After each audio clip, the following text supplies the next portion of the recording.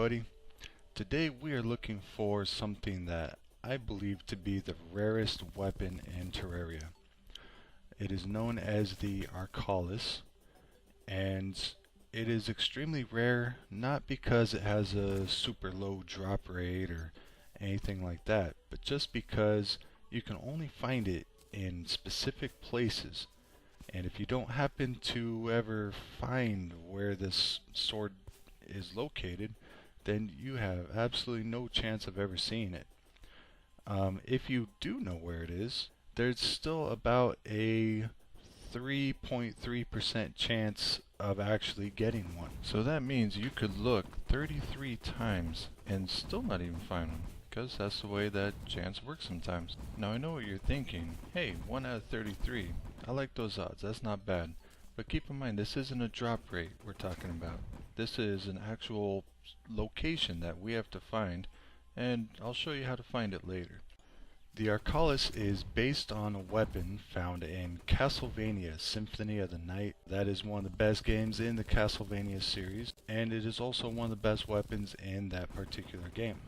But it is also very rare in that game as well. Just so that you guys can see where this concept of a weapon came from, we're going to head on over to Symphony of the Night and show you guys what it's all about. So after playing through the game really quick, we'll come to the inverted library, and in the inverted library you will find an enemy called a shmoo, and the shmoo has a very rare chance of dropping the chrysogrim. There are items that will increase the chance of an enemy dropping a rare item, as well as items that highly boost your luck stat, which thankfully increases the chance of finding drops. Right now I don't have any of those, so the number of these things I have to kill is just ridiculous. It's a few hundred, so we're just going to skip ahead till when one drops. Alright, so right there you can see it on the ground. Got to kill the rest of these guys, and there it is, chrysogrim. Now you can see the attack value is not that much higher than what I had, but the rate of attack is ridiculous. And this thing absolutely shreds. So now you know what we're looking for and why we're looking for it. As you can see in Castlevania Symphony of the Night, the chrysogrim is absolutely unstoppable and very, very fun to use. So hopefully the Arkhalis in Terraria is on par with that. Just as fun to use, just as unstoppably powerful. And there's a few tricks we can use to help us find it a little easier. We are looking for an enchanted sword shrine. Now the easiest way to do that is to completely cheat and use a program such as Terrafirma.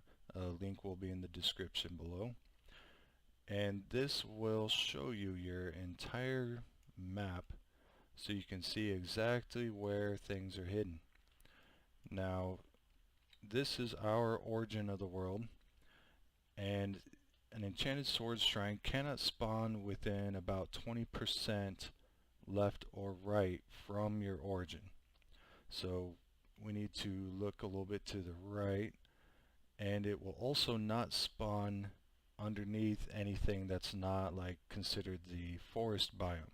So it's not going to spawn under the desert or the underground desert or the jungle.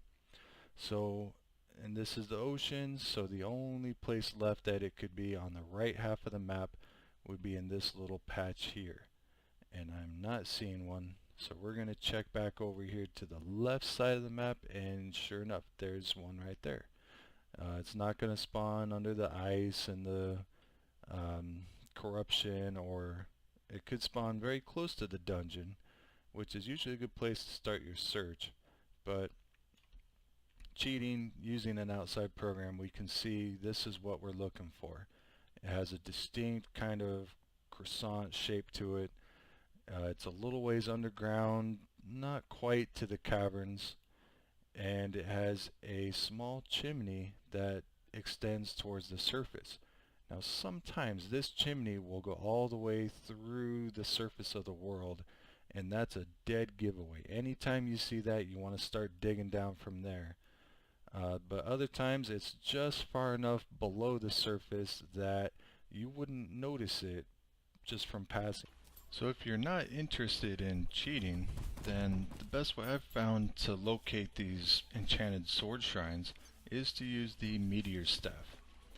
Now the meteor staff rains meteors from the sky, and wherever they hit, they rain little light particles down beneath the ground, and those are probably the best way to locate those little dirt chimneys I was telling you about.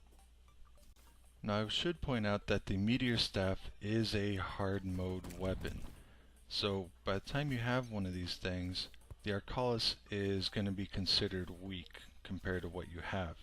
So while the meteor staff makes the Arkhalis easier to find, it's only going to be useful as a collector's item. The other thing you can do that will have a big impact on how quickly you're able to find an Arkhalis is to play in medium worlds. That is because in medium worlds you are guaranteed to have 3 enchanted sword shrines. In small worlds it's only 1, and in large worlds it's 4. In small worlds you're going to go through a lot of worlds before you even find an enchanted sword, and in large worlds it just takes too long to get that far out away from your spawn to find these things. So go with medium. Now we've already checked the entire left half of this map. Didn't find any sword shrines, so we should have pretty good luck checking the right half. I'm going to skip ahead till we actually do find one. Now this is very lucky. We've actually managed to find a chimney that has breached the surface on its own. So all we gotta do is just dig straight down through this chimney and we'll find our shrine.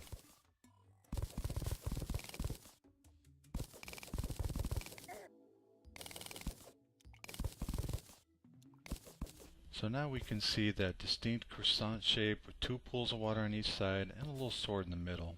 This one happened to be an enchanted sword, which is not a bad find, but also not exactly what we're looking for. So let's keep going.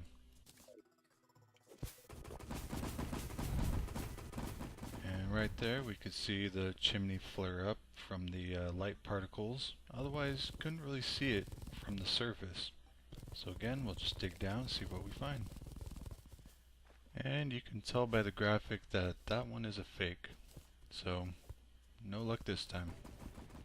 Now once you know how deep your sword shrines are, you can start digging horizontally and look for the dirt chimneys that way. That paid out well in this part. It doesn't work so well with a copper pickaxe. When you got something like the Shroomite digging claws, it works a lot better. But again, we got a dud, and that's going to be our 3rd one for this world, so we're going to make a new world.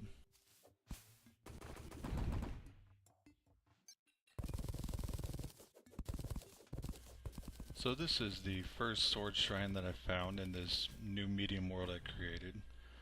And since it's flooding with water, I'm just going to dig down in this half of it to sort of drain the water into an adjacent tunnel.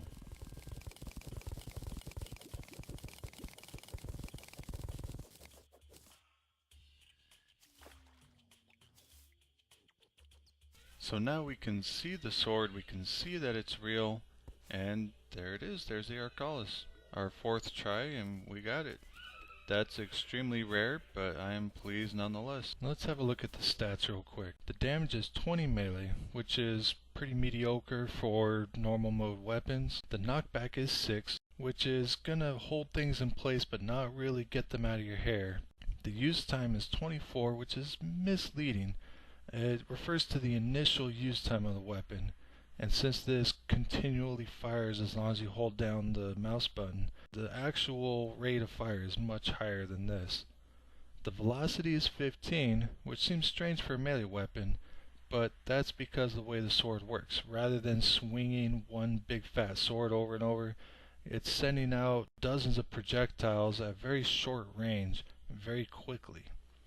And the sell price is 80 silver, which seems like a bad thing, but you don't want to sell this to a merchant. It's going to help you because when you go to re-roll it for a better modifier at the Goblin Tinkerer, that's going to save you a ton of money. While these numbers don't look that impressive, the numbers can be misleading. So the big question is, will it shred? Now I'm going to take the Arkhalis into battle against a few boss monsters using typical armor and accessories that one would have against these bosses, and we'll see how we do.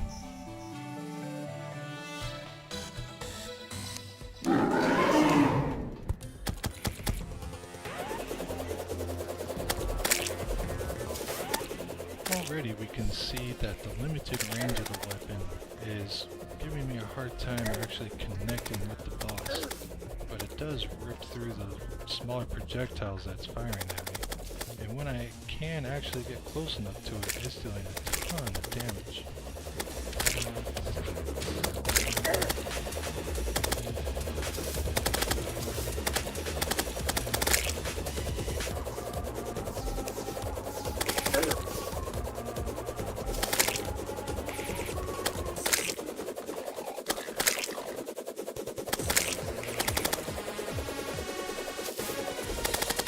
During the boss's transition to its second form, I'm able to just wail on it. And since the boss is more aggressive and stays closer, the fight's going to be over.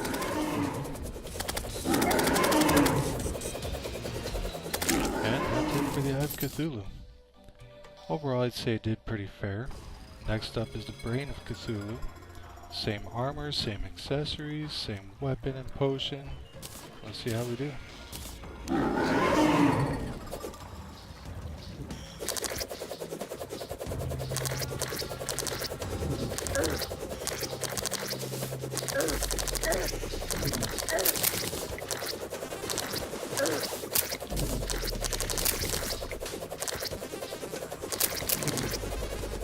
During the Brain of Cthulhu's first phase, you can see the short range is causing us to take quite a bit of damage as those eyeballs get a little too close.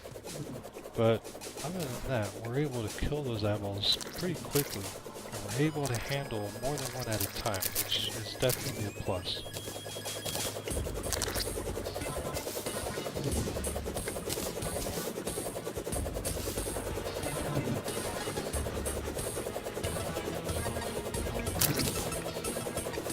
So here you can see that now that we're down to 1 or 2 eyeballs left, it's just taking a while for those things to get close enough. We don't really have the ability to go after the eyeballs themselves. So it's just a little bit frustrating that we can't reach out and touch them. Now in the second phase, the Brain of Cthulhu just teleports around and charges at you. And the knockback is just enough to pin him in place. So the fight's super easy at this point. He's already dead. So against the Eye of Cthulhu, I'd give it a solid. Now this video for the Eater Worlds got a little bit glitched, so I apologize for that. Basically we upgraded our armor a little bit, got the crimson armor, but honestly it's not going to make that big of a difference, as you'll soon see why.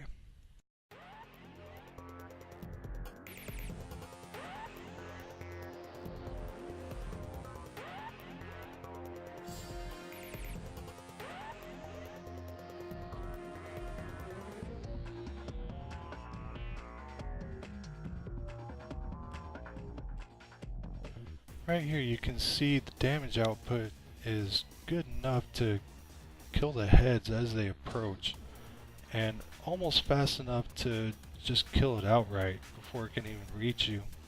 Not quite there yet, so we end up in this pit tanking a few hits, but ultimately we've nearly destroyed the thing. There's only a couple segments left and now it's gone. So against the Eater Worlds, I give it a solid A+. Absolutely fantastic weapon against that boss. The Queen Bee is up next, and you can see we've got same armor and accessories that we were just using for the Eater Worlds. Now this fight is going to take a lot longer because the Queen Bee loves to stay well out of melee range. So I'm going to speed it up here and there, but you'll get the gist of the fight.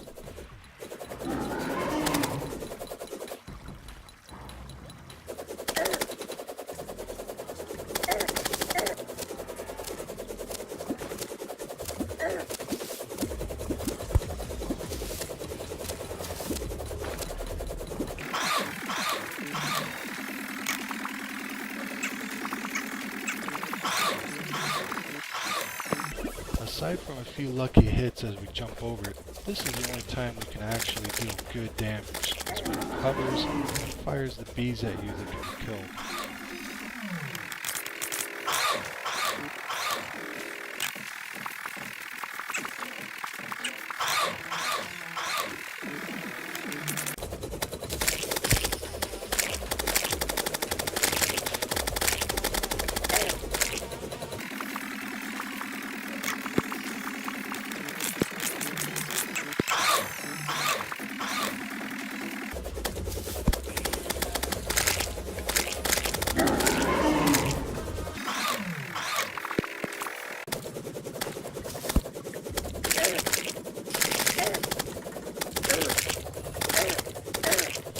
Now, I'll admit that a better arena with some platforms would have helped, but not that much. So overall, I give it a D against the Queen Bee.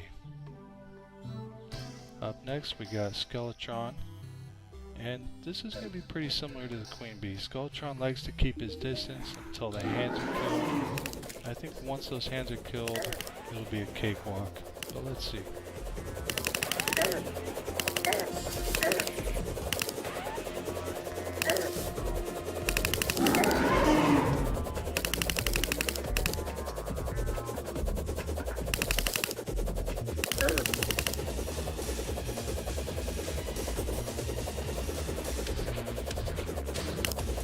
So it is very difficult to actually deal damage to the hands without taking hits yourself. Once you get close enough to them, they go down pretty quick.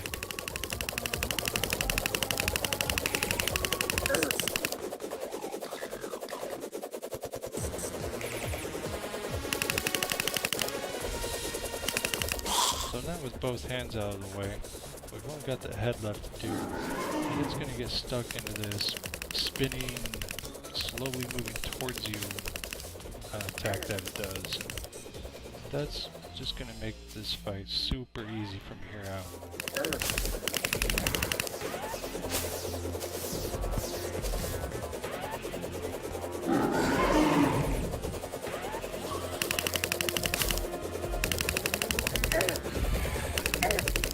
And that'll do it. So, pretty good.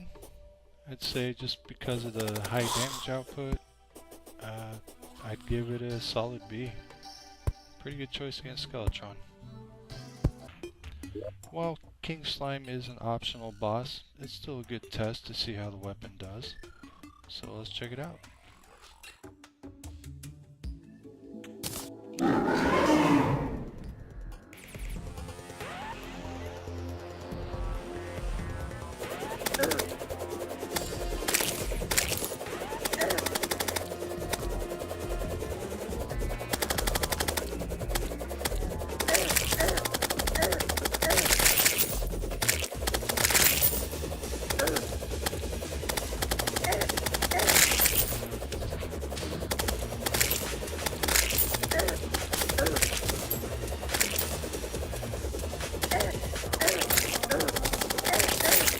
The amount of damage we're dealing is fantastic, but having to get this close to King Slime is very dangerous. We're taking hits constantly, and we almost lose the fight just because of that. So on to the Eater of Worlds. Please ignore the hard mode monsters. It's just that I already had my Hell Bridge set up on this world, and that's the best way to fight the Eater of Worlds. I'm also going to be using a set of potions for this fight, because I know it's going to be a lot tougher.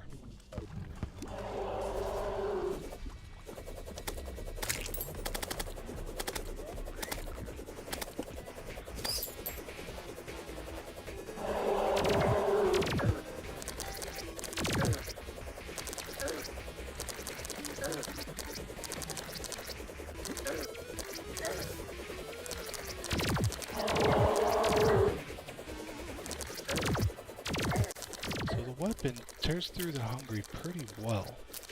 I'm taking a lot of hits from being this close, but just getting stuck right in the middle of them and all. I'm grabbing the hearts as they drop, and the hungry almost always drop hearts for you.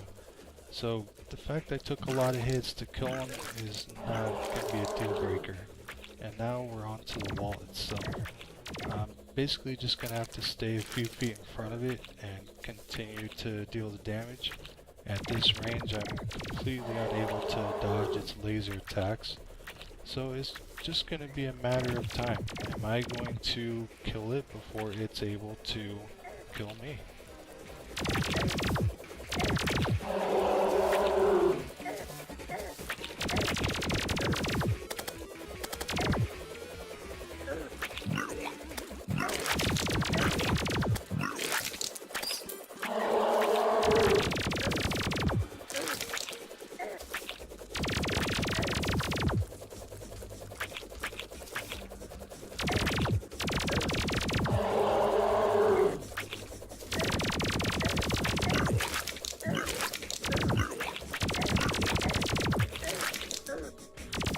Fortunately, the answer is yes. I'm able to kill it, but just barely. That thing almost got us. So against the Eater Worlds, I've got to give it a C. Unfortunately, this video glitched as well, but you can see I'm wearing full set of hollowed armor, cross necklace, philosopher's stone, wings, and a full set of the best potions I can craft, because I know this is going to be a tough fight.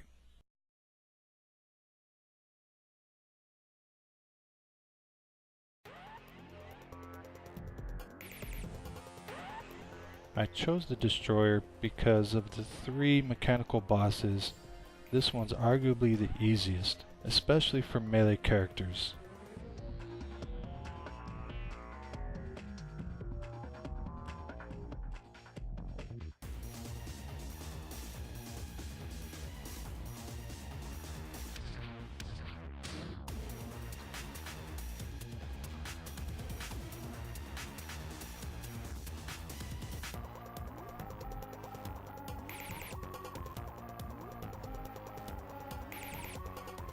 The damage output is pretty good for the Destroyer.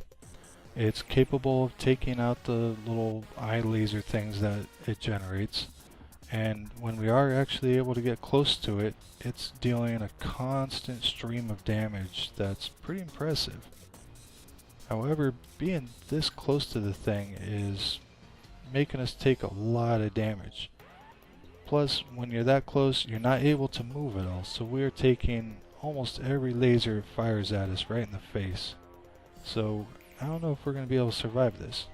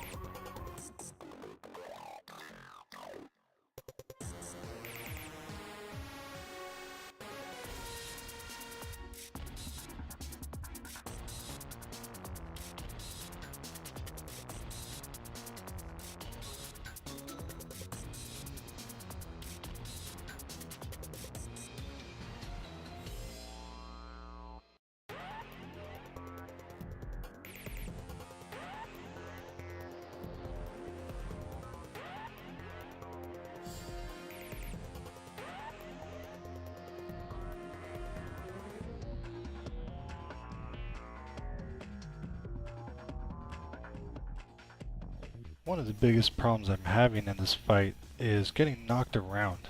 It makes it hard to stay close to it. I either get knocked out of range, or I get knocked into it and take further damage.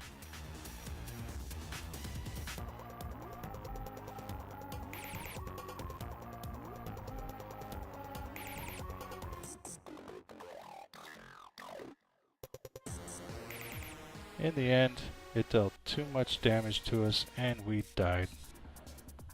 If we were going to fight him again, I would actually build an arena that would block some of those lasers, and I would equip a cobalt or obsidian shield that would prevent us from getting bounced around so much.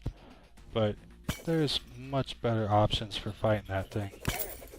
So the Arkhalis is great for normal mode if you can find one, but once you get to hard mode, you're going to want to find something better. All in all, it's a lot of fun to use. I highly recommend going out your way to find one at least once just to try it out. So, thanks for watching. Hope you liked it. I'll see you later.